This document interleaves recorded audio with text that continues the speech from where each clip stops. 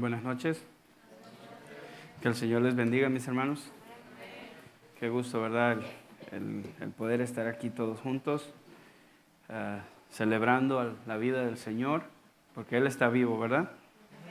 Es un Dios vivo que nos oye y que está atento a nuestras oraciones, tiene cuidado de nuestras dolencias, de nuestros problemas. El Señor siempre está pendiente de nosotros y eso es lo bueno. ¿Qué les parece si ahí donde usted está, pedimos a Dios que nos hable, que nos ayude, tanto a mí para exponer la palabra como a usted para percibir, y que si el sueño está así arrullándolo, que le digas, el Señor, ¿verdad? Que le digas, dale un tiempo para poder escuchar y luego lo arrullas en la cama. Amén. Vamos a orar. Padre Dios bueno, Dios eterno, de amor y de misericordia, en el nombre de Jesús nos acercamos a ti porque creemos, Señor, que nos has llamado con un propósito, Señor. Que crezcamos, Señor, en el conocimiento de quién eres tú, de tu voluntad, para que cada día más, Señor, podamos practicar lo que dice tu palabra y podamos, Señor, vivir de acuerdo a ella, Señor.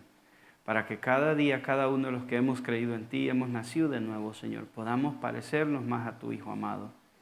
Por eso, Señor, estamos aquí. Yo te ruego que me des la gracia para exponer tu palabra, pero a mis hermanos también que les des la fuerza, Señor, porque sé que no es fácil. Para mí no es fácil exponerla, para ellos no es fácil estar sentado y escuchar. Muchas veces el cansancio, Señor, a mí me pasa y nos llega, Señor. Por eso te ruego, Señor, que tengas misericordia de nosotros. Queremos aprender de ti, queremos escuchar tu voz, Señor. Danos la fuerza, la sabiduría y la gracia para poder, Señor, recibir tu palabra, Señor. En el nombre de Jesús te damos las gracias, Señor. Amén y amén. Pues bueno, mis amados hermanos, como ustedes saben, el pastor comenzó la serie que se llama, ¿cómo se llama la serie? Ya los vi a todos que voltearon a ver las pantallas, ¿eh?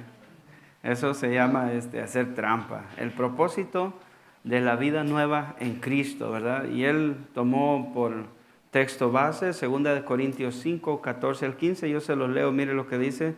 Porque el amor de Cristo nos constriñe o nos controla, pensando esto, que si uno murió por todos, luego todos murieron, y por todos murió para que los que viven ya no vivan para sí, sino para aquel que murió y resucitó por ellos. Muchas veces, mis amados hermanos, cuando pensamos en lo que consiste la vida cristiana, muchas veces las personas que creen o que han creído se pierden o nos perdemos en rituales, en las formas o en las maneras en que se debe hacer o se debe practicar o vivir la vida cristiana. Le doy un ejemplo de eso, es por ejemplo, muchos, ¿verdad?, se pierden el hecho de decir, no, si yo no hago tal o cual cosa, si yo dejo de congregarme un día, si yo no doy diezmos, si yo no hago esto o lo otro, no soy cristiano. O algunos piensan del otro lado, si hago estas cosas, sí soy cristiano, ¿verdad? Si yo oro, si 10 horas diarias, ¿verdad? Si yo predico 7:30 en el trabajo y trabajo media hora, soy cristiano, ¿verdad? Muchos así piensan, ¿no? Sí me entendieron, ¿no? Que pasan en el trabajo, ¿no? Cuando deben de trabajar y pasan ahí predicando y no trabajando, ¿verdad? Entonces, se pierde muchas veces en los rituales, en las formas, porque a veces se cree que eso es lo que consiste, lo que es la vida cristiana.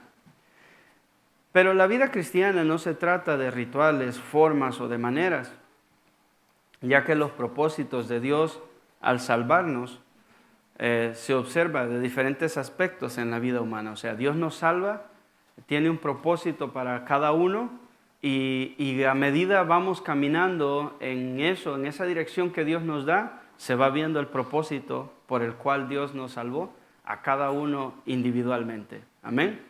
Porque no todos somos oreja, no todos somos ojos, no todos somos pies, no todos somos manos, no todos somos predicadores, no todos somos pastores, no todos somos, ¿verdad?, evangelistas. A cada uno Dios nos salvó con un propósito. ¿Lo entendemos? Imagino que sí, amén. Mire, algunos de los propósitos, los que yo encontré, ¿no?, los propósitos de Dios al salvar al ser humano, van más allá de simplemente que es parte o que es, ¿verdad?, el fin, pero no es el todo, librarnos del castigo por el pecado. Mire, algunos de los propósitos que yo encontré fueron estos. 1, restaurar la relación con el Creador, ¿verdad? Dios nos salvó para restaurar nuestra relación o nuestra vida, o tener que nosotros como seres humanos podamos tener una relación con nuestro Creador, reconciliar a la humanidad con Dios, permitiendo que Él, o sea Dios, habite en nuestros corazones. Ese es uno de los propósitos por el cual Dios nos salvó. Otro de los propósitos es la transformación y la santificación. Ahorita le voy a dar el tema, tranquilo, no se preocupe. La transformación y la santificación. ¿Qué significa esto? Moldear el carácter del creyente para que se parezca cada vez más a Jesucristo, produciendo el fruto del Espíritu. Ese es otro de los propósitos por el cual Dios nos ha salvado.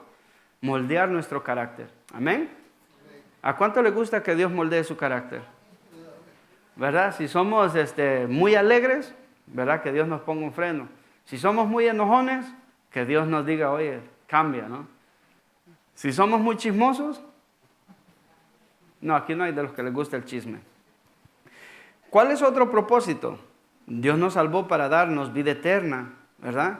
Dice, ese propósito es otorgar una vida abundante y eterna, no solo como un destino al futuro, después de la muerte donde vamos, sino como una realidad presente, porque ya desde acá estamos disfrutando la vida nueva en Cristo. ¿Amén? O debemos de estar, si estamos viviendo bajo los planes y los propósitos de Dios, la vida eterna o esa vida en Cristo se empieza a manifestar porque sentimos la presencia de Dios, sentimos el apoyo de Dios, el consuelo de Dios, sentimos que Dios está con nosotros, ¿sí o no? Que oramos y sentimos que Él nos escucha, nos responde, nos bendice, nos suple nuestras necesidades. Dios siempre está ahí. Otro de los propósitos, para que hagamos buenas obras y servir. El Señor nos salvó y nos capacitó o capacita a las personas para realizar buenas obras que reflejen el amor de Dios y sirvan a los demás. También nos salvó con el propósito de dar testimonio, hacer de los salvados embajadores de Cristo para cumplir las buenas nuevas, o para compartir, las buenas nuevas de la salvación. Y por último, nos salvó con el propósito de que le adoremos. ¿Cuántos adoradores hay aquí? Amén. ¿Todos son adoradores? Amén. Debemos ser todos adoradores de Dios, ¿verdad? Y ese es uno de los propósitos, restaurar al ser humano para que cumpla su propósito de conocer, amar y adorar a Dios.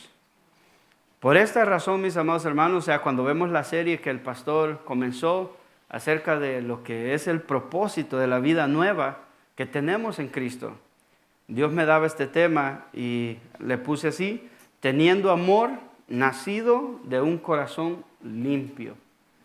Y usted dice, ¿cómo podemos tener un corazón limpio? Bueno, eso es lo que vamos a ver ahora. ¿Qué significa tener un corazón limpio delante de Dios y poder tener de ese amor de Dios para compartir a otros? Mire, si volvemos a coger el mismo texto, 2 Corintios capítulo 5, del 14 al 15, yo se lo voy a leer en la versión traducción lenguaje actual. Mire lo que dice el apóstol Pablo, les está diciendo a los corintios ahí. El amor de Cristo, en la traducción lenguaje actual dice así: el amor de Cristo domina o debe dominar nuestras vidas. Sabemos, dice, que Él murió por todos y que por lo tanto todos hemos muerto. Así que si Cristo murió por nosotros, ya no debemos vivir para nosotros mismos, sino para Cristo, que murió y resucitó para darnos vida. En estos versos, esos son los versos centrales de la serie. En estos versos centrales vemos que Pablo está hablándole a la iglesia en la segunda carta y le está hablando de su única motivación de él, su único motor o su única gasolina, si lo pudiéramos decir así, que era lo que motivaba o que le animaba a él para cumplir su ministerio o para cumplir la voluntad de Dios. que debe ser lo mismo. El pastor nos ha hablado muy extensamente a nosotros aquí acerca de que a los servidores siempre nos dice, no sirvas a Dios por lo que Dios te va a dar, sino sirve a Dios por lo que ya Dios te dio.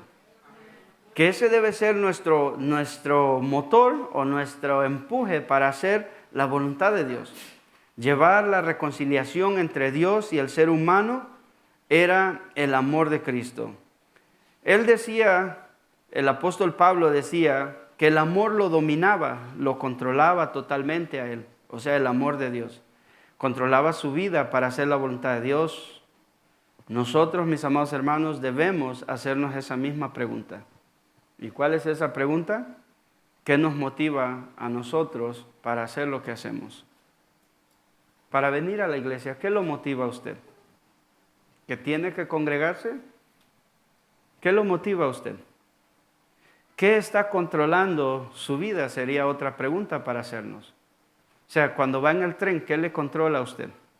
Cuando está en su casa, cuando usted está en su cama, cuando está bañándose, cuando usted está cocinando, cuando usted está comiendo. ¿Qué es lo que en sí controla su vida? ¿Qué lo motiva a orar en la noche? ¿Porque tiene necesidad? ¿O porque se recuerda del amor de Cristo? O sea, ¿qué es? Acuérdese lo que le está diciendo. A Pablo lo motivaba el amor de Cristo.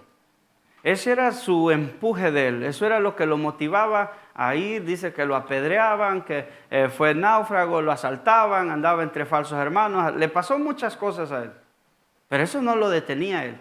En una ocasión lo apedrearon, lo dejaron, algunos dicen que lo dejaron muerto, lo sacaron. Dice que se levantó, se sacudió y ahora le vamos a seguir predicando. Porque él entendía que su motor, su empuje que él tenía, era nada más el amor de Cristo. A nosotros, si nos dicen, hay un día extra de trabajo, ¿qué nos motiva? ¿El amor de Cristo?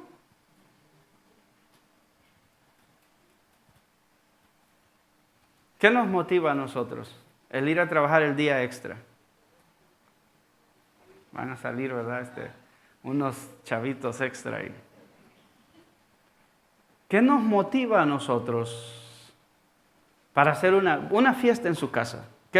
¿Cuál es el motivo? ¿Qué lo motiva a usted para hacer una reunión, una cena, una comida en su casa, invitar a ciertas personas? ¿Qué lo motiva a usted? Son preguntas legítimas que debemos de pensar. Y cuando pensamos, cuando oramos, cuando compartimos, cuando hablamos de Cristo, cuando hacemos todo lo que hacemos, ¿cuál es el motivo? ¿Cuál es el motor? A Pablo lo movía el amor de Cristo. A Cristo sabemos que lo movía el amor a nosotros. El apóstol dice, sabemos que Él murió por todos, hablando de la muerte física.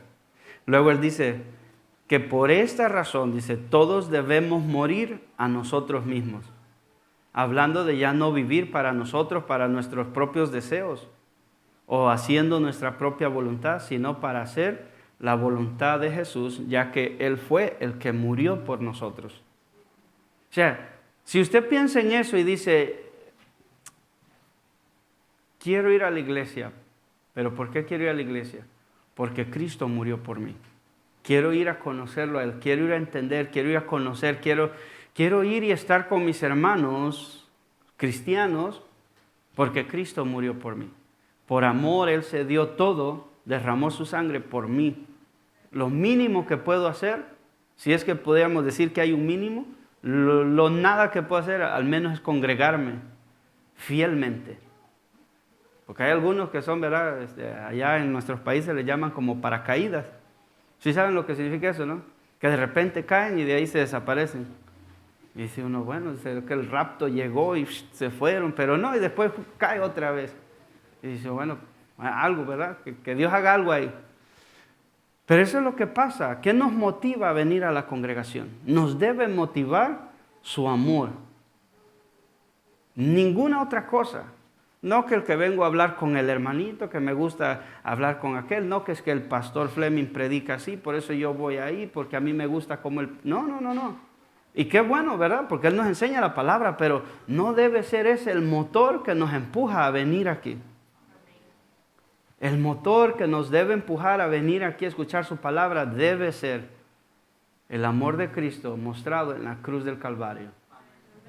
Si ese no es su motor, yo le animo a usted que recalibre su vida, que le examine a través de la Escritura para ver dónde está su motor, su motivación de hacer lo que usted hace. Mire, en el verso 15 dice, así que si Cristo murió por nosotros, lo pone Pablo de esa manera, ¿no? Si Cristo murió por ti, ¿qué debes de hacer tú por Él? Lo mínimo, ¿verdad? O todo. Dice, ya no debemos vivir más para nosotros mismos, sino para Cristo que murió y resucitó para darnos vida. Por esa razón es que vemos a un Pablo que nada lo detenía. Vemos a un Pablo que ese tenía fuerza y uno dice, no, pues caminó tantas millas. No, nosotros a veces no queremos ni venir y tenemos un carro y venimos en aire acondicionado en el verano. Y Pablo no, agarraba un barco y el barco, ¿sabe cuántos días se tardaba? No era como aquí que usted coge el crucero, ¿verdad? Y se va y en un día está allá en las Bahamas. No, cogí un barco y tardaba meses para llegar a otro lugar porque iba a predicar. No iba de vacaciones allá a Cancún o a Florida, no, él iba a predicar. Y dice que predicaba todos los días. A veces se iba donde se reunían las mujeres que iban a hacer sus asuntos y ahí se reunía él para predicar el evangelio. Lo acusaban, lo jaloneaban, le peleaban y él seguía predicando. Pero él sabía en qué él había confiado. ¿Cuál era su motivación? ¿Cuál era el deseo de él? Era el hacer la voluntad de Dios porque su motivación era el amor de Dios. Por esa razón, mis amados hermanos, mire, cuando tenemos esa motivación en el centro de nuestro corazón, yo le puedo asegurar a usted que venir a la iglesia no le va a ser trabajoso.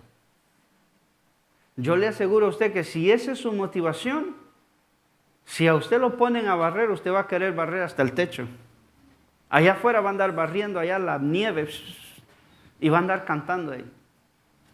Porque su motivación va a ser diferente. Miren, por esa razón es que Pablo le escribe al joven Timoteo y le da casi las mismas instrucciones. Esas instrucciones era que él corrigiera a algunas personas que estaban enseñando cosas equivocadas, doctrinas diferentes, las cuales no estaban en las Escrituras. En 1 de Timoteo capítulo 5, Pablo le dice a Timoteo los deberes de los cristianos o los deberes que los cristianos debemos de tener hacia los demás. Por ejemplo, mire, yo se lo voy a parafrasear el capítulo 5 porque vamos a ir al capítulo 6, pero miren, el capítulo 5 ahí Pablo le dice las cosas que él quería que hiciera en la iglesia. Le dice Pablo a Timoteo, mira, cuando reprendas a los ancianos o a los jóvenes o a las ancianas o a las jovencitas, hazlo con mucha delicadeza. No seas áspero, no seas duro, no seas insensible, ¿verdad? Cuando veas a las jovencitas tienes que verlas como si fueran tus hermanas, a las ancianas como si fueran tu madre, a los ancianos como si fueran tus papás. Aunque ahora, honestamente, en los tiempos que vivimos, ya no sé, podría yo decir que Pablo le dice a Timoteo, mira, Timoteo, como si fueras un hijo cristiano y que le habla a su papá que es cristiano, así debes tú hablarle. Porque ahora a veces me doy cuenta de cómo los jóvenes le hablan a sus padres y parece que estuvieran en una guerra. Pareciera como que hay una insensibilidad de los hijos hacia los padres que se ponen al tú por tú. Que les hablan como si fueran sus dicen por ahí, ¿no? Como si fueran sus compas, sus amigos, como que si fuera al tú por tú, de la misma edad, así. Y se hablan sin respeto, se dicen malas palabras, se dicen cosas, se burlan o se hacen bullying de hijos a padres, padres a hijos, y se perdió el respeto. Muchos de los jóvenes de ahora no respetan a sus padres. Y da mucha tristeza saber eso. Que no los respetan, no los honran. Los jóvenes de ahora, los papás les dan un consejo y por acá les entra y por acá les sale. Como si los papás no tuvieran autoridad, no tuvieran ningún valor, como si los papás estuvieran ahí como Aladín. Dame lo que necesito, te froto y me das lo que necesito. Pablo le dice a Timoteo, mira Timoteo, tú tienes que ser ejemplo a esta gente y tú tienes que hablarles a estas personas con mucha delicadeza. También Pablo le dice a Timoteo que también hablar de honrar a las viudas, le dice Pablo a Timoteo, dice que no debía de poner en una lista, porque ellos tenían una lista de estas cosas, de cómo debían la iglesia apoyar a las viudas. Dice, no deben de ser mujeres jóvenes. Y fíjense qué cosa, era tan importante este tema, porque el apóstol Pablo ocupa 14 versículos de ese mismo capítulo 5 para darle instrucciones al joven Timoteo acerca de las viudas. ¿Ok? Eso es para que cuando usted tenga tiempo, usted le da una leída al capítulo 5 y ya usted se va a dar cuenta de las instrucciones que Pablo le estaba dando al joven Timoteo. También en ese capítulo, Pablo le escribe a Timoteo de honrar a los ancianos o a los líderes, a los que gobernaban en la iglesia, o sea, tener respeto. Dice, mayormente a los que trabajan en predicar y en enseñar la palabra. Pero ya en el capítulo 6, el apóstol Pablo aterriza el mensaje y le dice lo siguiente. Mire, acompáñame ahí a 1 Timoteo 6, del 3 al 5, por favor. 1 Timoteo capítulo 6, verso 3 al verso 5. Después de haber Pablo darle estas instrucciones al joven Timoteo, le dice, si alguno enseña otra cosa y no se conforma a las sanas palabras de nuestro Señor Jesucristo y a la doctrina que es conforme a la piedad, ¿qué dice? Está envanecido, nada sabe y delira acerca de cuestiones y contiendas de palabras, de las cuales nacen envidias. Donde hay envidia no hay amor. Donde hay también pleitos, salud, blasfemias, malas sospechas, disputas necias de hombres corruptos de entendimiento y privados de la verdad, que toman la piedad como fuente de ganancia, y de ahí le da el consejo, apártate de los tales. Pero fíjense qué cosa, a mí me llama la atención que el apóstol Pablo le dice a Timoteo, si alguno enseña otra cosa ¿de qué? De las instrucciones que ya le había dado en el capítulo 5.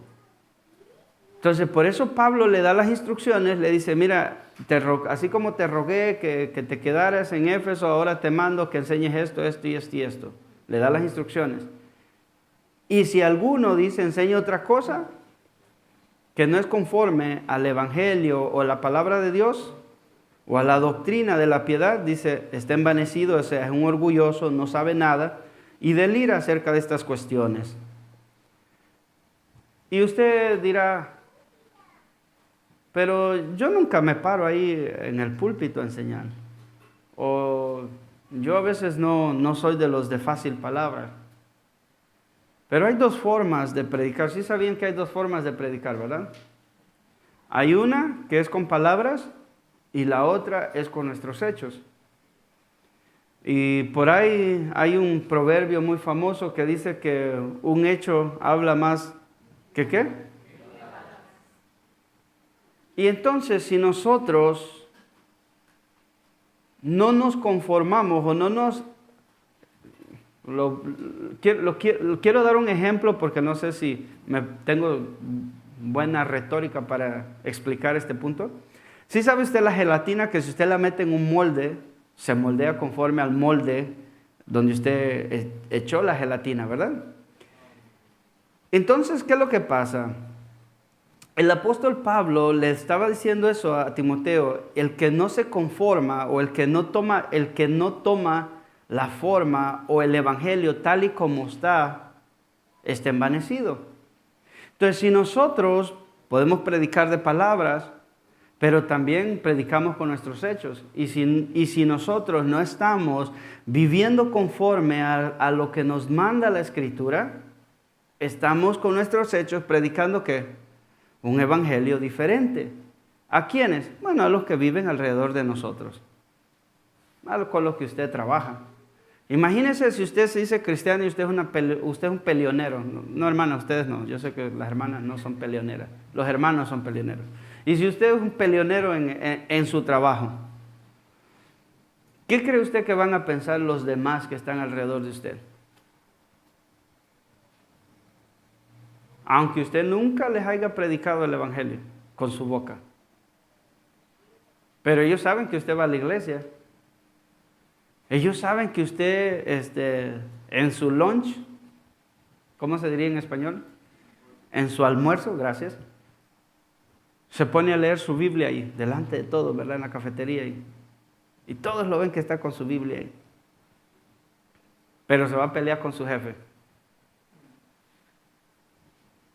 Por eso, mis amados hermanos, si alguno enseña otra cosa o un evangelio diferente, o no se conforma a las sanas palabras de nuestro Señor Jesucristo y la doctrina o la enseñanza que es conforme a la piedad, está envanecido, nada sabe y delira acerca de cuestiones, contiendas de palabras.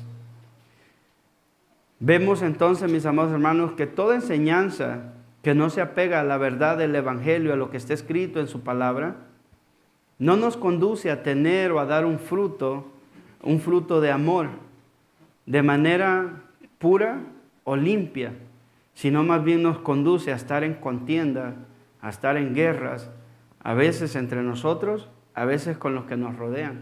Puede ser en su casa, en su trabajo o aún cuando usted anda por la calle. Fíjese qué cosa, cuando nosotros no nos apegamos, y ese apegarnos es cuando nosotros no observamos la Escritura, la creemos y la obedecemos, esa conducta, aunque seamos nacidos de nuevo, nos va a llevar a vivir en una vida en contienda. Todo no nos va a gustar, nos va a caer mal, siempre va a estar mal. ¿Por qué hicieron esto? Siempre va a haber una queja, siempre va a haber... Todo nos va a molestar. ¿Por qué? Porque no va a haber conformidad a lo que dice la Escritura. Mire, en Gálatas capítulo 1, versos 6 al 10, mire lo que dice. Gálatas capítulo 1, del verso 6 al 10. Me dice amén cuando ya lo tenga, por favor. Mire lo que aquí Pablo le dice a los Gálatas. Gálatas capítulo 1, versos 6 al 10. Les dice: estoy maravillado, impresionado, pudiéramos decir, ¿no? Estoy asombrado, estoy con la boca abierta, ¿no? ¿De qué? De que tan pronto os hayáis alejado del que os llamó por la gracia de Cristo, para seguir un evangelio diferente. Verso 7. No que haya otro, sino que hay algunos que os perturban y quieren pervertir el evangelio de Cristo. Verso 8. Mas si aún nosotros, o un ángel del cielo, os anunciare otro evangelio diferente del que os hemos anunciado, sea anatema. Como antes hemos dicho, también ahora lo repito: si alguno os predica diferente evangelio del que habéis recibido, sea anatema. En el verso 10 Pablo dice: pues busco ahora el favor de los hombres o el de Dios. ¿O trato de agradar a los hombres? Pues si todavía agradara a los hombres, no sería siervo de Cristo. Un siervo, un discípulo, se somete a la enseñanza de su maestro, de su Señor, siempre está. Los discípulos, fíjese, normalmente cuando había una escuela en los tiempos de Jesús, siempre los discípulos estaban sentados a los pies de su maestro, escuchando y aprendiendo lo que su maestro les enseñaba. Y normalmente, eso lo vemos en las Escrituras, cuando Pablo hace su defensa, que dice que él fue criado a los pies de Gamaliel, era un maestro de Israel. Entonces vemos que para ser un discípulo de alguien, usted necesitaba pasar 24 horas, si era posible, al día con su maestro. Por eso cuando Jesús hace el llamado a sus discípulos se fueron a andar con Jesús. No era que estaban 6 horas o iban 1 hora a la iglesia y luego se iban y luego volvían y iban a su trabajo. No, estaban a tiempo completo allí siguiendo a Jesús. Ellos estaban con Jesús cuando Jesús comía. Ellos estaban con Jesús cuando Jesús dormía. Ellos estaban ahí cuando Jesús predicaba, cuando Él se levantaba, cuando Él se acostaba. En todo tiempo, ellos estaban ahí, aprendiendo de su maestro. Pero aquí Pablo le dice, yo estoy maravillado, estoy asombrado, que tan pronto se hayan alejado de aquel que los llamó por la gracia de Cristo, para seguir un evangelio diferente. No estaban fuera de la iglesia, simplemente que habían cambiado la palabra de Dios y ya después andaban en algo totalmente diferente a lo que era la palabra de Dios. ¿Cómo estaban viviendo estos cristianos de Gálatas al punto que Pablo les dice, ustedes ya no están viviendo conforme al evangelio? Lo que ustedes hacen es totalmente diferente, es otra cosa, no es lo que dice la Escritura. Y a veces nosotros podemos andar así. Pensamos que estamos bien, pensamos, creemos, nos hemos engañado a nosotros mismos. Como dice Santiago, nos vemos en el espejo, nos peinamos, nos vamos y se nos olvidó. Si habían 3 pelos parados por un lado, ¿verdad? Se nos olvida. Yo me peiné y ya ahorita le puedo decir, ni en el espejo me vi, así que no sé si tengo los pelos así o así, no lo sé. Pero Pablo nos dice a nosotros, estoy maravillado que tan pronto se hayan alejado de aquel que los llamó por su gracia para seguir un evangelio diferente. Miren mis hermanos, yo creo que la mayoría de los que estamos aquí hemos venido de otros lugares, de otras iglesias. Y cuando hemos venido acá y nos han enseñado algunas cosas como que en nosotros como que no encajan. ¿Sí sabe lo que es encajar, no? Como que no caben ahí. Y le buscamos forma y decimos, no, porque yo la aprendí así, no, porque yo creía que era así. Y a veces nos cuesta poder hacer que esas cosas caigan en su lugar. Pero a medida vamos escuchando y vamos aprendiendo, las cosas van cayendo en su lugar y vamos entendiendo y vamos creciendo en ese conocimiento. El problema aquí es que estos habían empezado bien, pero alguien les había hecho cambiar de opinión respecto al evangelio y andaban practicando otras cosas. Ahora yo le pregunto a usted, piense por un momento, es una pregunta para que usted la medite.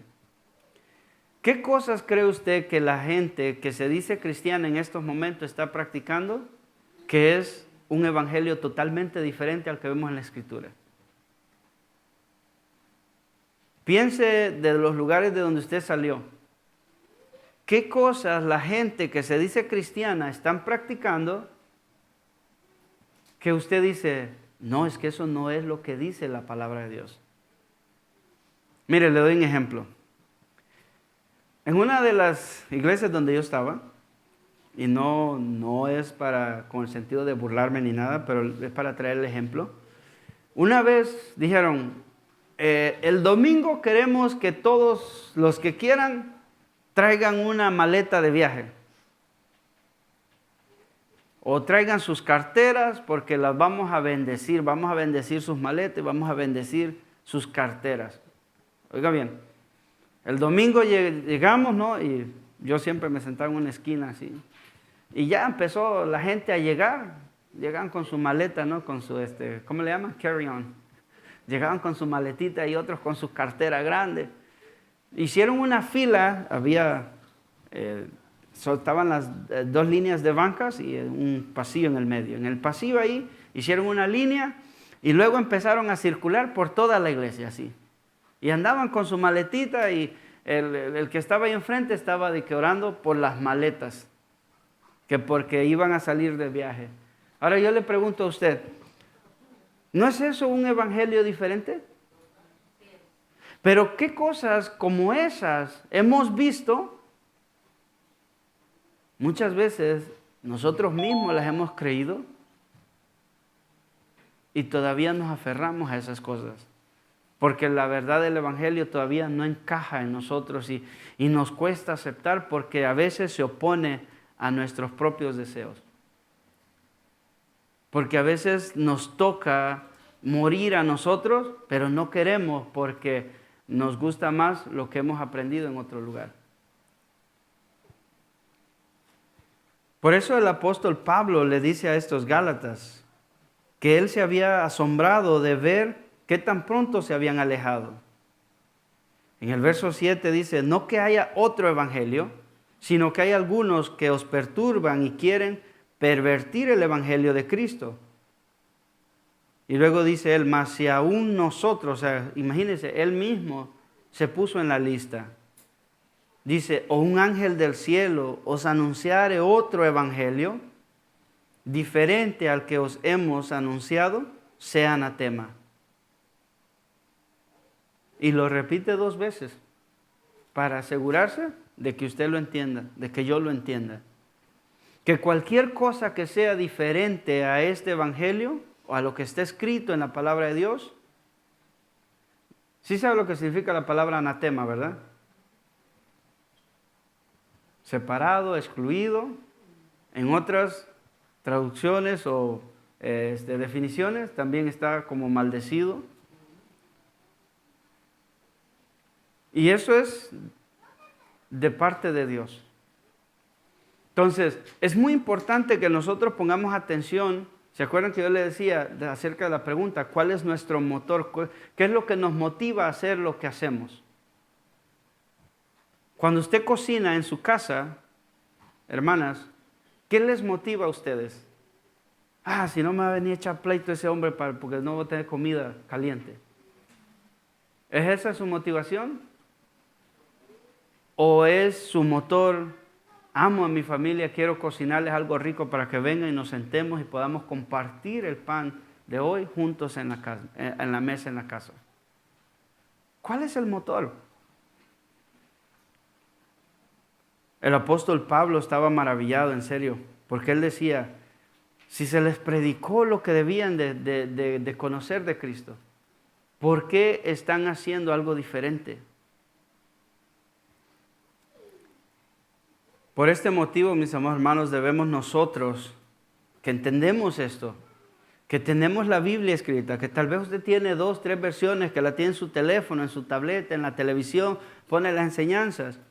Es cuando más nosotros debemos apegarnos a las palabras o a la sana enseñanza que está en la Escritura, a las doctrinas de nuestro Señor Jesús. Como usted sabe, esas doctrinas procedían de un corazón limpio, porque el Señor Jesús no era orgulloso, no era vanidoso, no estaba pensando en decir algo para hacernos daño. El corazón limpio y puro que el Señor tenía, de ahí procedía el Evangelio, el único que a nosotros ahora nos hace producir frutos del Espíritu Santo, el fruto del Espíritu Santo.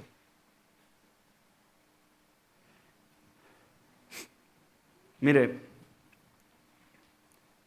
¿qué significa? Sí, me imagino que aquí ya todos tienen años en el Evangelio y saben lo que significa la palabra doctrina, que es básicamente, dice que es una enseñanza que se da para instruir o una enseñanza para dar instrucción o instruir a alguien. Las doctrinas de la Biblia son nuestras instrucciones que Dios nos da de cómo nosotros debemos vivir. en Gálatas capítulo 5, del verso 22 al 23, mire lo que dice ahí. Porque el deseo de Dios, mis amados hermanos, no es que nosotros seamos plantas muertas. ¿Sí sabe lo que es una planta muerta? Imagine que usted compra una plantita de limones. Un día en mi trabajo, andando por aquí por Queens, pasaba siempre por una tienda de unos chinitos, ahí vendían unos limones, arbolitos de limones así pequeñitos. Y la mayoría de veces cuando era junio, julio, siempre veía aquellos arbolitos llenos de limones. Y yo dije, un día me voy a parar y voy a comprar uno. Y cuando fui, ya no habían. Ya no habían arbolitos. Me dijo la persona ahí, el próximo año tiene que volver. Y ya no pude volver a ir, pero me gustaba porque eran pequeñitos y estaban cargados de limones. Entonces el deseo de Dios es siempre que nosotros siempre estemos dando frutos de justicia. Mire lo que dice ahí en Gálatas 5, 22 al 23. Mas el fruto del Espíritu, ¿cuál es el primero? Fíjese qué cosa. El primer fruto que Dios quiere que nosotros demos es el amor. Luego dice gozo, paz, paciencia, benignidad, bondad, fe, mansedumbre, templanza. Contra tales cosas no hay ley. Entonces, si nosotros decidimos obedecer la palabra de Dios y nosotros decidimos realmente querer vivir bajo los parámetros y que nuestro motor, la motivación sea Dios o el sacrificio de Cristo, ¿qué es lo primero que va a brotar de nuestro corazón? Es el amor. Vamos a tener gozo y vamos a tener paz, vamos a ser pacientes, vamos a ser benignos, vamos a ser bondadosos, vamos a tener fe en el Señor. Vamos a tener mansedumbre, hermanos, cuando se presente un problema. Y la templanza va a controlar nuestras emociones. No vamos a ser de llama corta, sino que vamos a ser gente paciente. Imagínense cuando alguien se acerca a usted a pelear contra usted y quiere sacarlo de sus casillas. ¿Qué hace en ese momento usted? Imagínense que es su esposo o su esposa y le está picando para que usted se salga de sus casillas. ¿Qué hace en ese momento? ¿Qué decisión toma? Cuando es uno de sus hijos, ¿qué decisión toma? Mire, como sabemos, el fruto o de lo que habla la Escritura en ese pasaje son actitudes piadosas que básicamente van a caracterizar la vida de los que pertenecemos a Dios. Los que pertenecemos a Dios, que hemos creído en Él, que por fe en Cristo hemos venido al arrepentimiento y poseemos el Espíritu de Dios. Ese mismo Espíritu que Dios nos ha dado es el que va a producir frutos que consisten en características y actitudes. Va a cambiar nuestro carácter, el Espíritu de Dios. Y estas cosas se conectan, mis amados hermanos, de una forma inseparable entre sí. Mire, por ejemplo, el amor. Ese amor del cual la Escritura nos dice que el Espíritu Santo va a hacer que nosotros produzcamos. Ese amor viene de la palabra agape, que se refiere al amor por decisión. O sea, usted va a amar a alguien porque usted decida, no porque usted sienta. El Señor Jesús nos manda a amar a nuestros enemigos. ¿Ese amor se siente? Aquel que lo ha calumniado a usted, que lo ha traicionado. ¿Cuántos aquí están dispuestos? A ver, levante la mano. ¿Cuántos de los que están aquí están dispuestos a ayudar económicamente a alguien que les ha robado? Levante la mano. 2. Y para los demás es difícil, ¿verdad? Es que, miren, honestamente es difícil. Es difícil poder ayudar a alguien que usted sabe que lo traicionó, que le traicionó su confianza, que le robó, que usted, que vino una vez con rogándole porque tenía una gran necesidad. Y usted dijo, sí, le voy a ayudar. Confió en él. Y a la final dijo, no, ya no te pago. Y se peleó con usted. Y luego usted se da cuenta que tiene una necesidad. Se alegra, ¿verdad? Que está bueno porque no me pagó. O usted agarra un sobre y dice, sí sé que me hizo mal, pero mira, llévale para que coma él y sus hijos. ¿Qué hace en ese momento? Porque este amor del que habla esta escritura, ese fruto, dice que se refiere a un amor por decisión. Yo decido amar a esa persona. Dice que es un acto o un hecho por voluntad propia. Jesús dijo, nadie me quita mi vida. ¿Qué dijo él? Yo la doy de mí mismo. Fue decisión propia, ¿verdad? A él nadie lo mató. Él se subió en la cruz como una ofrenda y sacrificio a Dios. ¿Es sacrificio, mi hermano, venir el viernes a la iglesia? Pues súbete al altar voluntariamente. No dejes que el Señor te empuje. Súbete al altar y ven, congrégate, aprende la palabra, pon atención.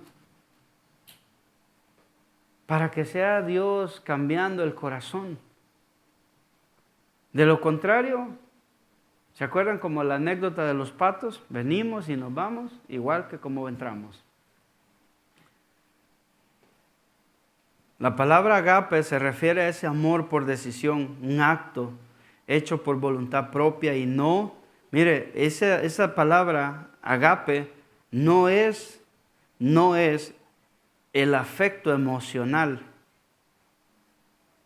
como cuando usted, ¿verdad?, conoció a su pareja.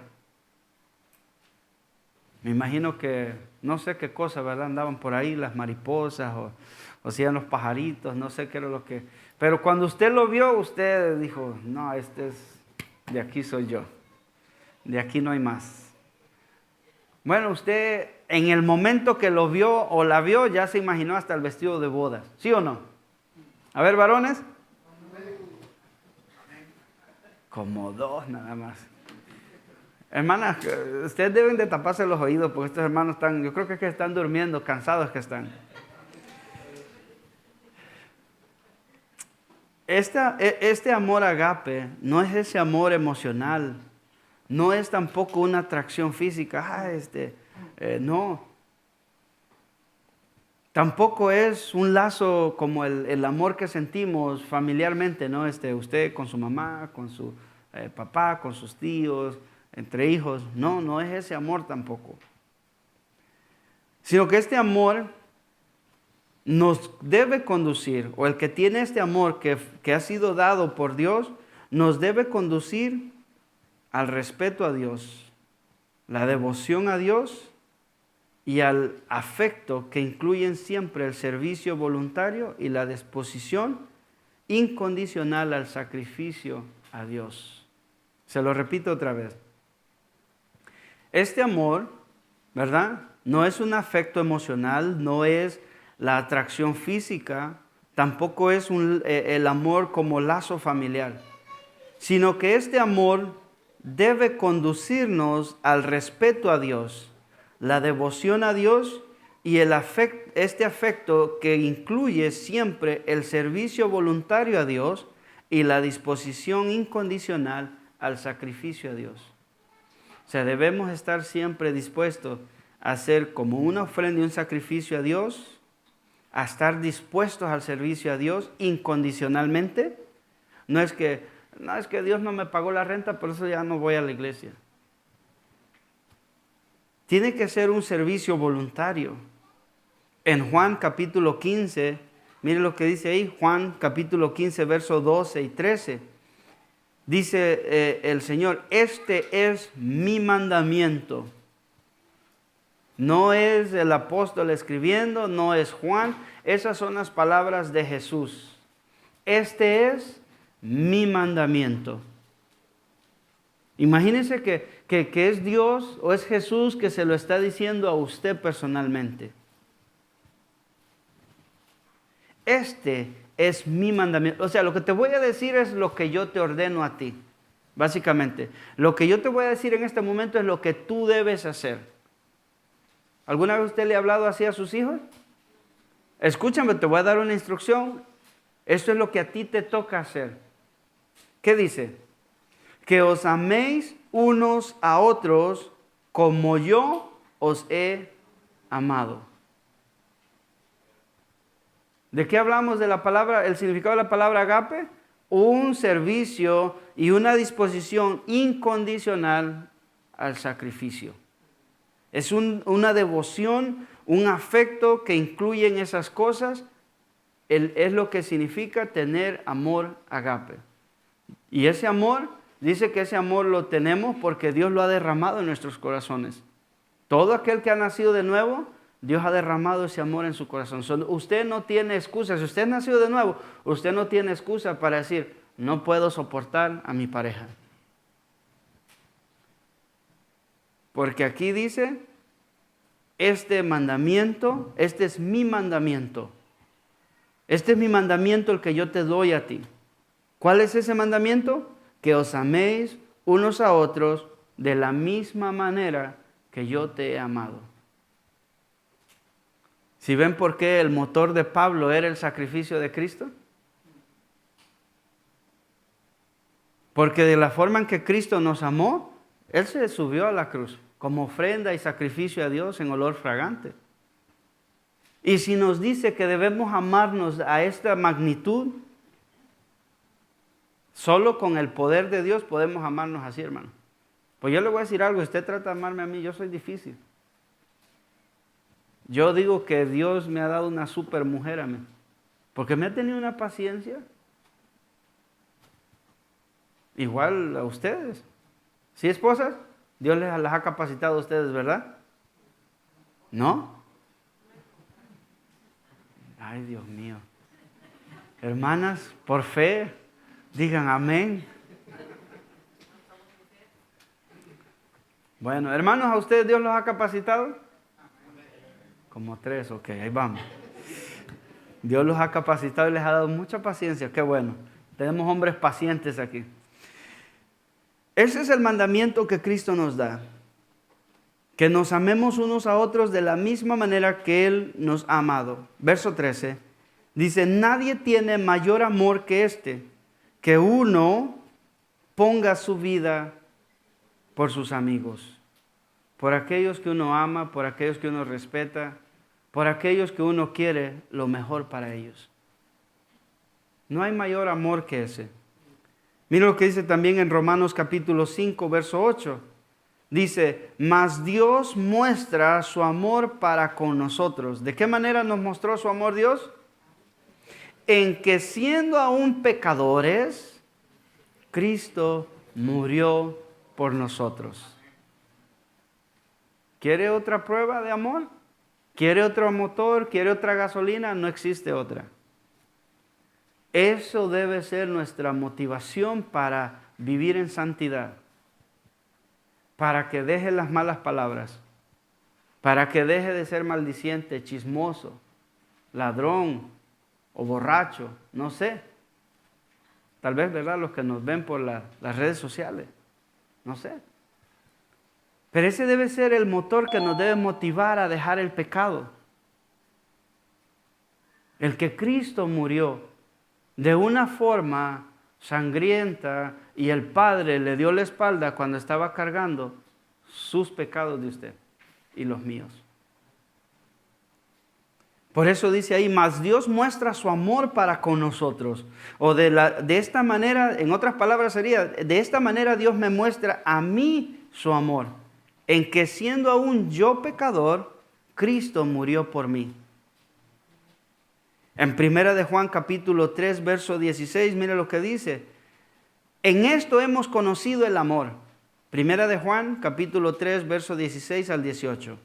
En esto hemos conocido el amor, en que Él puso su vida por nosotros.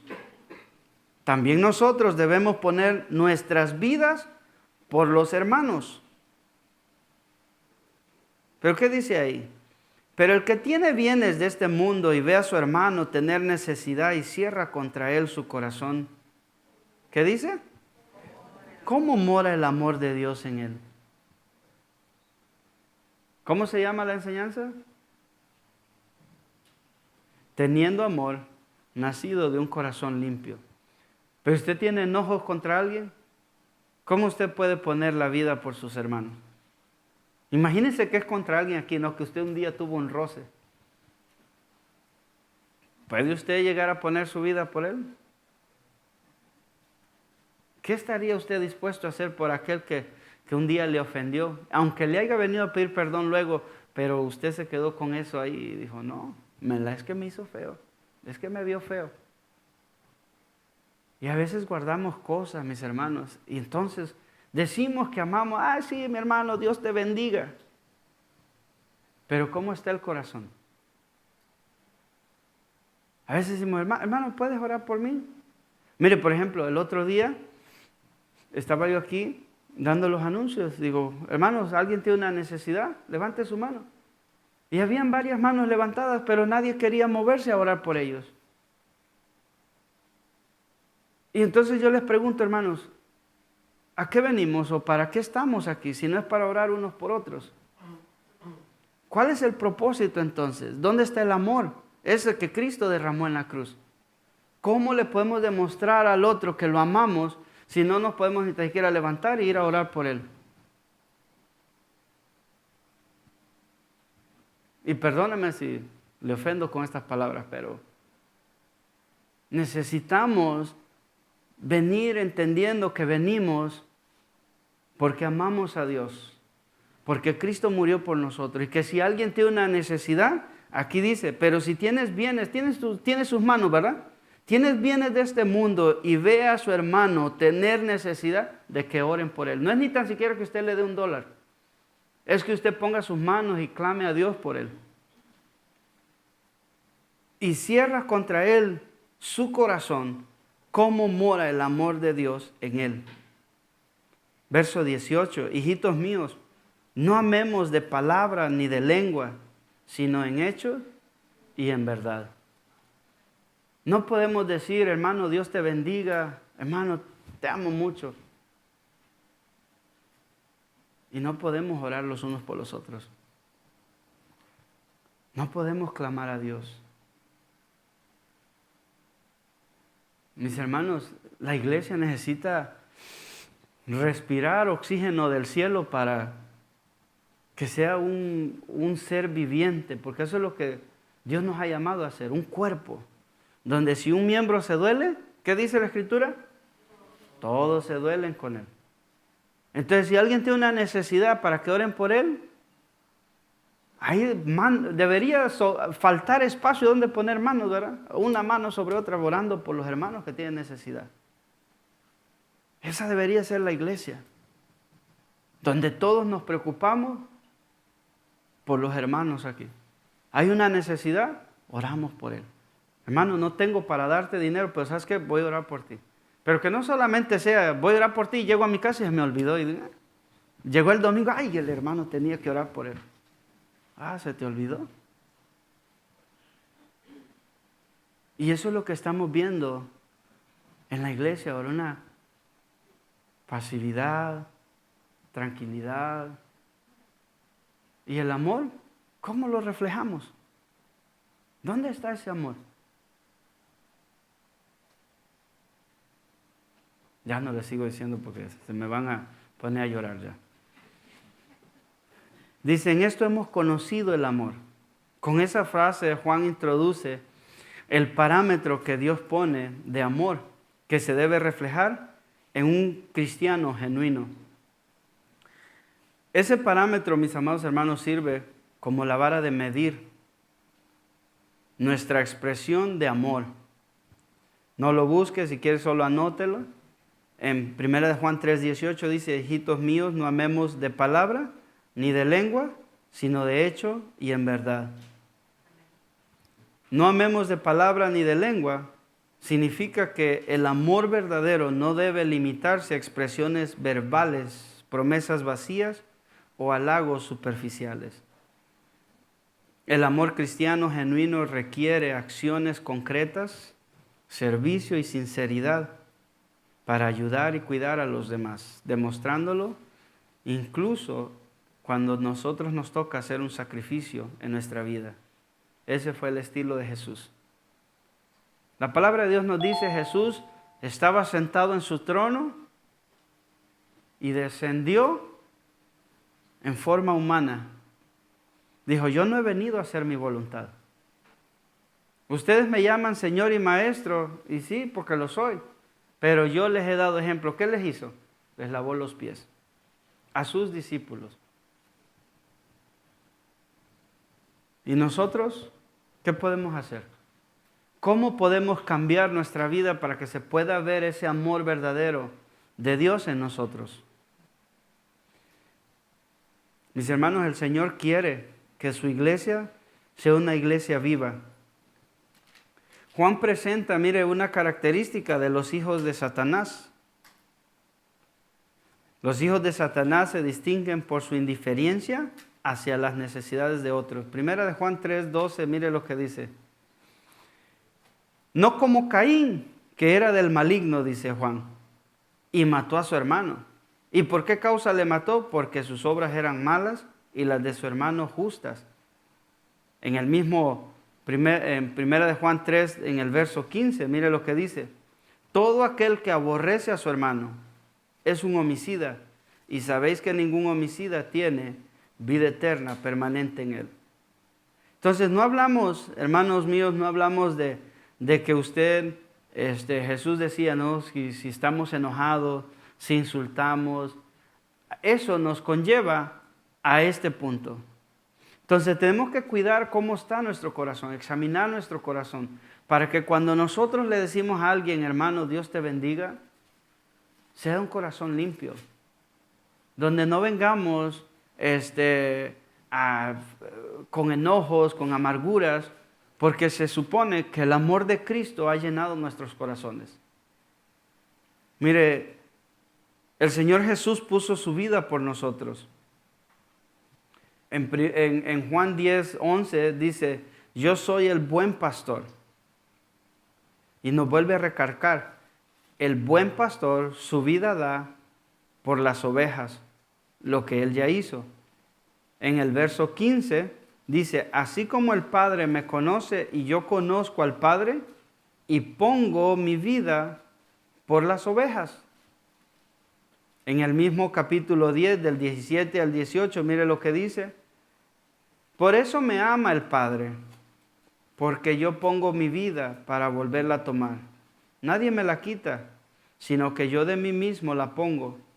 Tengo poder para ponerla y tengo poder para volverla a tomar.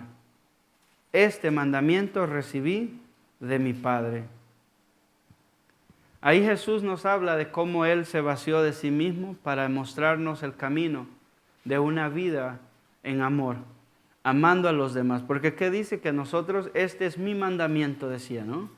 El que os améis los unos a los otros, así como yo los he amado.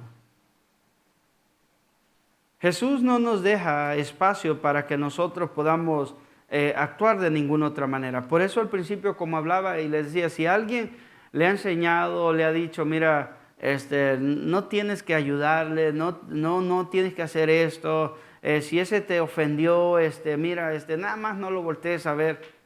Yo me acuerdo de alguien que una vez, predicador decía yo, no sé lo que era, pero una vez dijo esto él.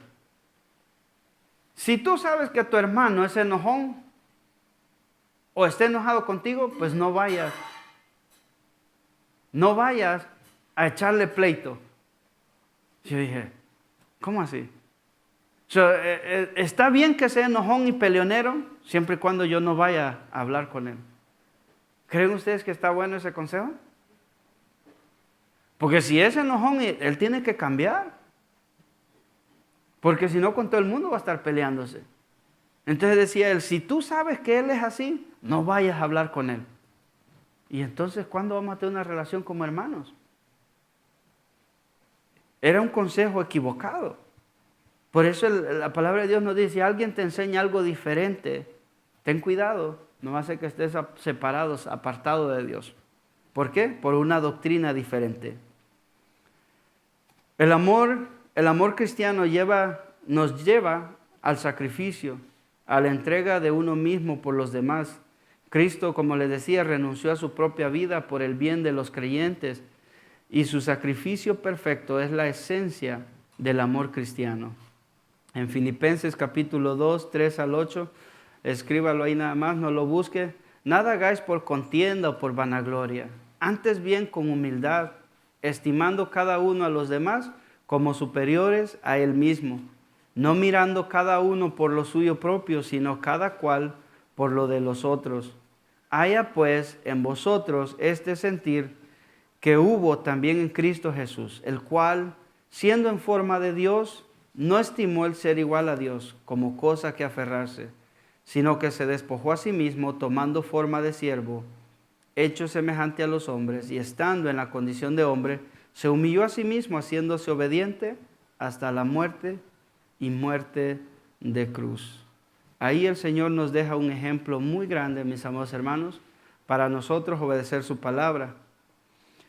También nosotros debemos poner nuestra vida por los hermanos.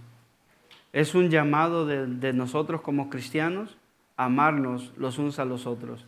No podemos decir que conocemos a Dios, que amamos a Dios, que entendemos a Dios, que Dios nos habla, que Dios nos usa, que Dios me llamó a tal servicio, a tal cosa, y no podemos ni tan siquiera perdonar a aquel que nos ha ofendido. O no podemos someternos a aquel que Dios ha puesto en autoridad sobre nosotros. Por eso es que cuando se enseña una doctrina diferente y las obedecemos, no estamos haciendo la voluntad de Dios, sino la voluntad de aquel que nos enseñó esa cosa o esa doctrina diferente. Mire, en 1 Timoteo, con esto vamos a ir terminando, en 1 Timoteo capítulo 1, versos 5 al 7, mire lo que dice, para ir terminando. El propósito de este mandamiento, le dice Pablo a Timoteo, el de no enseñar una doctrina diferente para que la iglesia no se corrompiera, para que no se saliera de los parámetros que Dios le había dejado. Pablo le da instrucciones acerca de cuando reprendiera, respecto a las viudas, respecto al servicio. Y Pablo le dice aquí a Timoteo, pues el propósito de este mandamiento, ¿cuál es? El amor nacido de un corazón limpio y de buena conciencia y de fe no fingida, de las cuales cosas, desviándose algunos, se apartaron a vana palabrería, queriendo ser doctores de la ley sin entender ni lo que hablan ni lo que afirman. Ese, mi hermano, es el amor de la voluntad y la decisión que se caracteriza por abnegación y sacrificio. Dios quiere que nosotros amemos de verdad, que amemos de una forma práctica, que no sea nada más de palabras, que no sea nada más de frases huecas, donde digamos algo, pero realmente en el corazón no lo sintamos. Imagínese que usted va y abraza a alguien y le dice, mi hermanito, te extrañé, no te había visto, me hiciste falta. Pero realmente usted no se acordó de ellos. Es más, no sabe ni cómo se llama. ¿Cuántos aquí se conocen así de nombre? A ver, levante la mano. ¿Usted conoce a todos los que están aquí de nombre? La hermana Susi dice, sí, dice, yo estoy en la puerta y los conozco a todos. Mire, hermanos, a veces es necesario nosotros poder darle lugar a esto. Porque el anhelo de Dios es que seamos como brasas encendidas, todos juntos, y que pueda haber el fuego de Dios en medio nuestro. Pero si estamos divididos, si hay pleito, cada quien anda buscando lo suyo propio, ¿cómo se va a manifestar la presencia de Dios? ¿O cómo puede Dios venir y manifestarse en un pueblo dividido? Dios quiere que seamos una iglesia unida, que estemos unidos en el mismo propósito y es vivir lo que la palabra de Dios nos enseña. Si no estamos en ese propósito, si ese no es nuestro deseo, entonces nosotros vamos a estar queriendo hacer otra cosa. ¿Cómo podemos comprobar si verdaderamente tenemos el amor verdadero? Juan 13:35 dice, en esto conocerán todos que sois mis discípulos, si tuviereis amor los unos por los otros. Ahí el Señor nos está dando un parámetro para examinarnos. ¿Cómo yo puedo comprobar si verdaderamente tengo el amor de Dios? Si tuvieres amor los unos con los otros. ¿Y qué es este amor? Es esa decisión de amarlo a pesar de servirle, a pesar de que yo tenga que salir de mi comunidad, yo voy a servir al hermano. Romanos 13:8-10, mire lo que dice, no debáis nada a nadie. Aquí hay muchos que dicen, ay hermano, la tarjeta de crédito, ¿verdad? No debáis nada a nadie, sino el amaros unos a otros. Ese no debáis nada a nadie, ¿sabe qué quiere decir el Señor ahí? No tengas nada en contra de nadie. No guardes nada en tu corazón. Manténlo limpio, puro para Él. ¿Por qué? Porque si tenemos algo, no podemos amar. Pero si nuestro corazón está limpio, sino el amaros los unos a los otros. Porque el que ama al prójimo, ¿qué dice? Ha cumplido la ley. Si yo lo amo a usted, yo estoy cumpliendo la ley. Si usted me ama a mí, por muy difícil que yo sea, usted está cumpliendo la ley. Si usted ama a su esposa, por muy difícil que sea. Y si usted ama a su esposo, aunque deje los calcetines ahí, dicen los esposos, no, yo no dejo los míos ahí. Verso 9, mire lo que dice en Romanos 13, verso 9, dice, porque no adulterarás, no matarás, no hurtarás, no dirás falso testimonio, ni codiciarás, y cualquier otro mandamiento en esta sentencia se resume. Amarás a tu prójimo como a ti mismo. El amor no hace mal al prójimo. Así que el cumplimiento de la ley es el amor. En 1 de Juan 4, del 7 al 8 dice, amados, amémonos unos a otros, porque el amor es de Dios. Todo aquel que ama es nacido de Dios y conoce a Dios. El que no ama no ha conocido a Dios, porque Dios es. En 1 Corintios 13, ya este es un texto, usted lo conoce, del 1 al 7, dice, si yo hablase lenguas humanas y angelicales y no tengo amor, vengo a ser como metal que resuena o un címbalo que retiñe. Si tuviese profecía y entendiese todos los misterios y toda la ciencia, y si tuviere toda la fe de tal manera que trasladase los montes y no tengo amor, nada soy. Si repartiese todos mis bienes para dar de comer a los pobres, y si entregase mi cuerpo a ser quemado y no tengo amor, de nada me sirve. Porque ¿cómo debe manifestarse el amor en nuestras vidas? El amor es sufrido, es benigno, el amor no tiene envidia, el amor no es jactancioso, no se envanece, no hace nada indebido, no busca lo suyo, no se irrita, no guarda rencor, no se goza de la injusticia, mas se goza de la verdad. Todo lo sufre, todo lo cree, todo lo espera, todo lo soporta. ¿Quiere saber usted en qué nivel está de su amor? Mire ese texto y piense usted, ¿qué tan benigno soy? ¿Qué tan envidioso soy? ¿Qué tan orgulloso soy? ¿Qué tanto me creo yo más? No sé si usted tiene músculos, ¿verdad? Pues, se crea más que los que no tenemos. No se envanece, dice. No hace nada indebido. El que ama no busca lo suyo. No se irrita, no se enoja, no guarda rencor. ¿Cuántas hermanas aquí tienen rencor en su corazón? Ninguna, ¿verdad? ¿Cuántos hermanos aquí tienen rencor? Ninguno. Eso es lo bueno, mis amados hermanos, de saber cómo podemos examinar qué es lo que está en nuestro corazón. Y esto de examinar nuestro corazón no es para que usted diga, estoy desechado por Dios. No, esto es para que usted se arrepienta y trabaje en esa área en su corazón para que cada día se parezca más a nuestro Señor Jesús. Amén. Póngase de pie, por favor.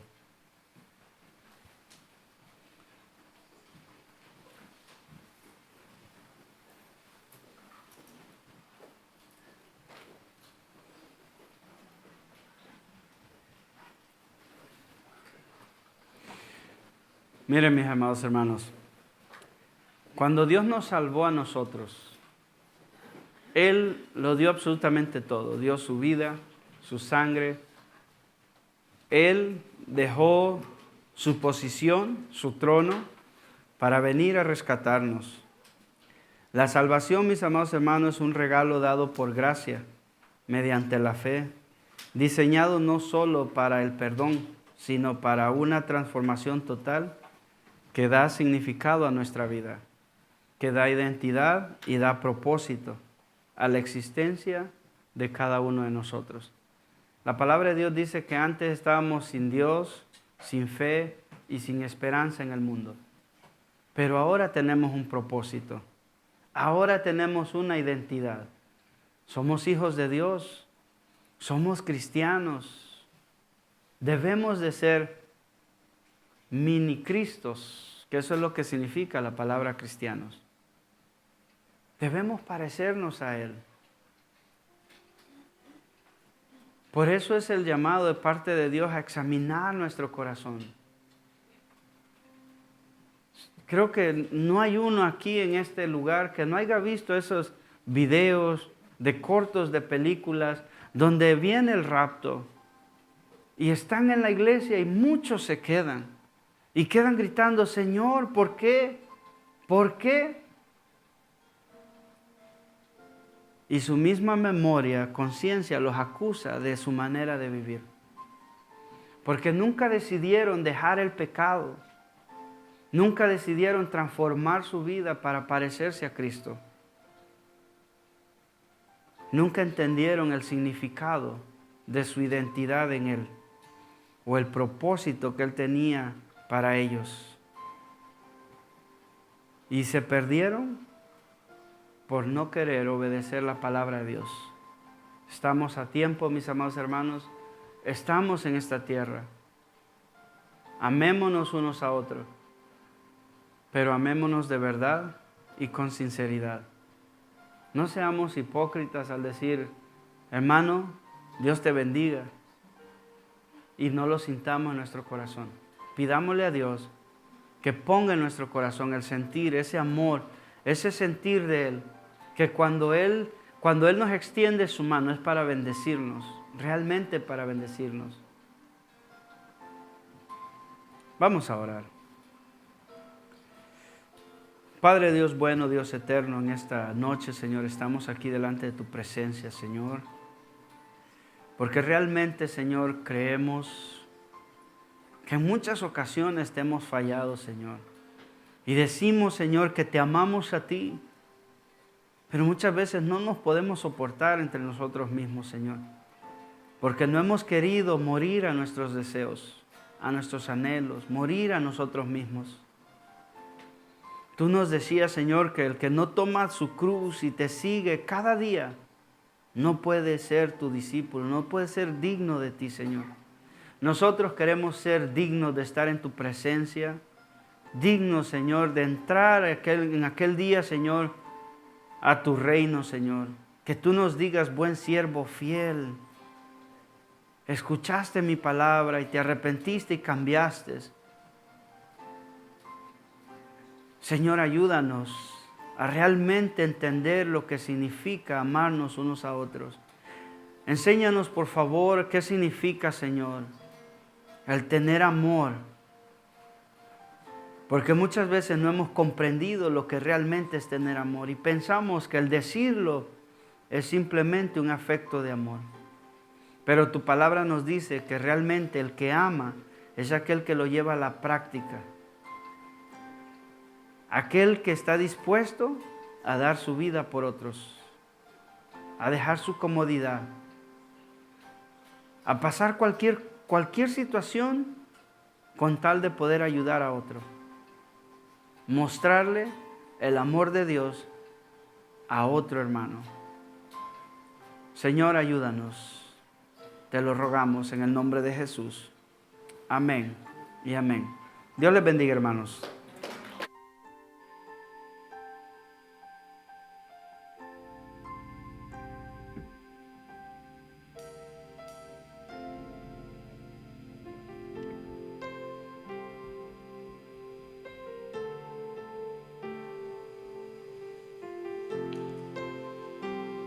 Cantemos juntos.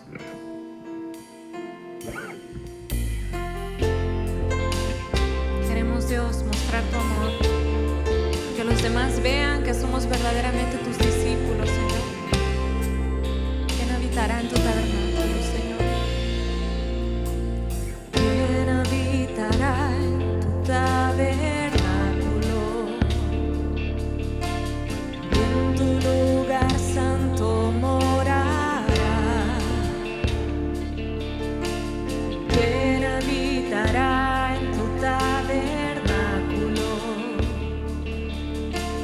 Y en tu lugar santo morará. ¿Quién subirá al monte de Jehová? ¿Y quién estará en su santo lugar? El limpio de manos y puro de corazón, el que anda en integridad y su boca habla la verdad, no resbalará jamás. El limpio de manos y puro de corazón, el que no habla para calumniar ni desea a su vecino el mal, Jehová lo bendecirá. Queremos tu bendición, Señor. Por eso queremos que tu amor transformador nos ayude día con día, Señor. Queremos obedecerte en verdad. Digamos juntos una vez más. ¿Quién habitará en tu tabernáculo? Y en tu lugar santo morará. ¿Quién habitará? ¿Quién habitará en tu tabernáculo? Y en tu lugar santo morará. ¿Quién subirá al monte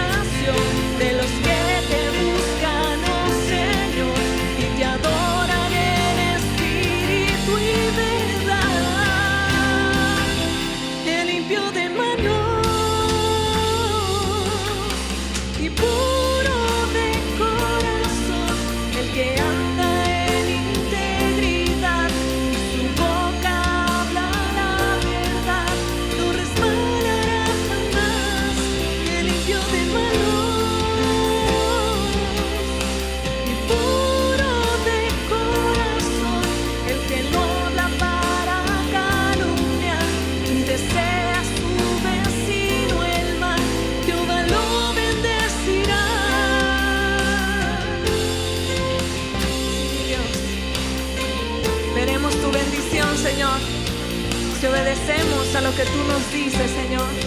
Ayúdanos, Señor, como iglesia. Ayúdanos, oh Dios, a que los demás te vean a ti por medio de nosotros, Señor. Que nuestro amor, Señor, hacia los demás sea reflejando lo que tú hiciste en la cruz del Calvario, Señor. Afirma tu palabra hoy en nuestro corazón. ¿Cuántos decimos amén? Demos aplausos al Señor y quedamos despedidos esta noche. Que el Señor sea, hermanos, ayudándonos a que podamos vivir para Él y reflejarlo a Él. Que tengan todos buenas noches.